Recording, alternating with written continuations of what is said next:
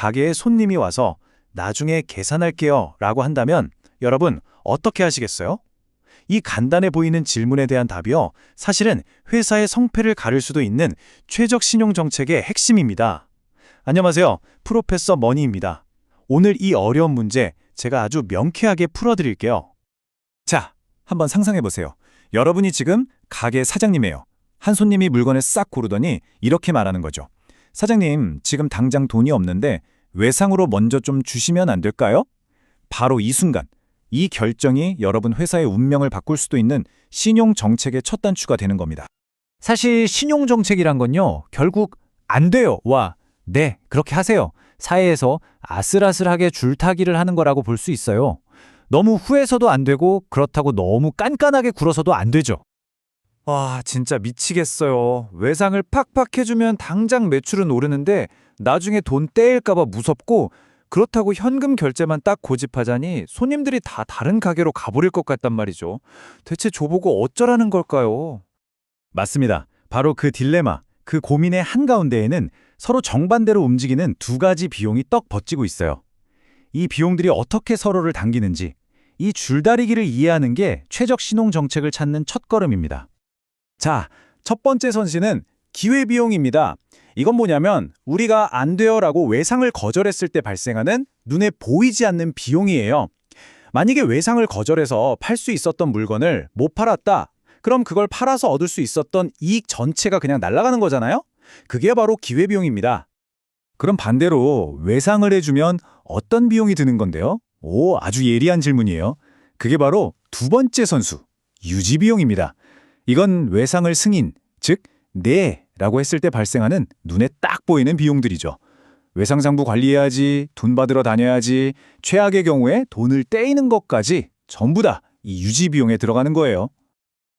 그렇다면 말이죠. 이 서로 반대로 가는 두 비용 사이에서 어떻게 완벽한 균형, 그러니까 최적점을 찾을 수 있을까요? 다행히도 이걸 아주 체계적으로 분석할 방법이 있습니다. 자, 이 그래프 한번 보시죠. 정책을 너그럽게, 즉 외상을 많이 해줄수록 외상을 거절해서 놓치는 기회비용은 점점 줄어들겠죠.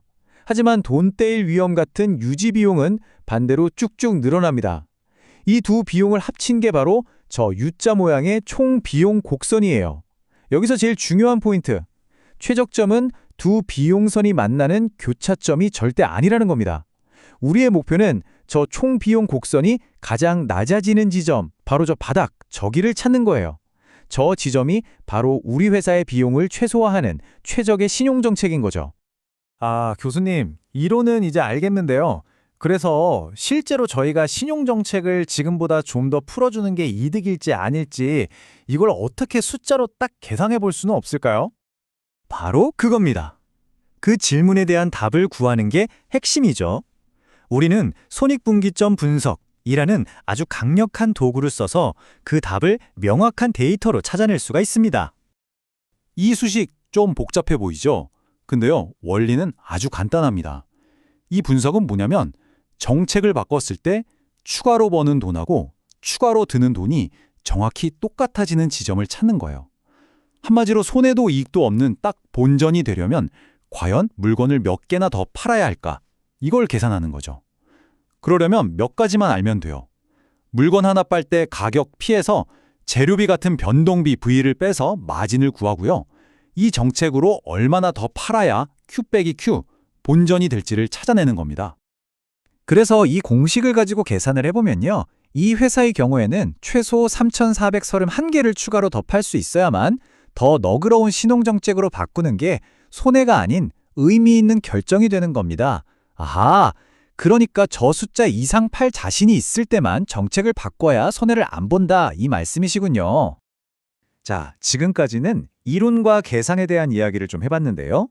그럼 포드 자동차 같은 엄청나게 큰 기업들은 이 복잡한 신용 문제를 현실에서는 과연 어떻게 관리하고 있을까요? 이런 대기업들은요, 아예 전속 금융회사라는 걸 만들어 버립니다. 포드가 자동차를 팔 때 할부 금융을 제공하는 포드 파이낸셜 서비스, 이게 바로 대표적인 예죠. 이렇게 신용관리를 전문으로 하는 자회사에 아예 맡겨버리니까 신용평가부터 자금 조달, 나중에 돈 받는 것까지 훨씬 효율적으로 처리할 수 있고요. 이걸 오히려 회사의 경쟁력으로 삼는 겁니다. 결국 신용정책이란 건 너무 뜨겁지도 또 너무 차갑지도 않은 그 최적의 지점, 바로 골디락스 존을 찾아가는 여정이라고 할 수 있습니다.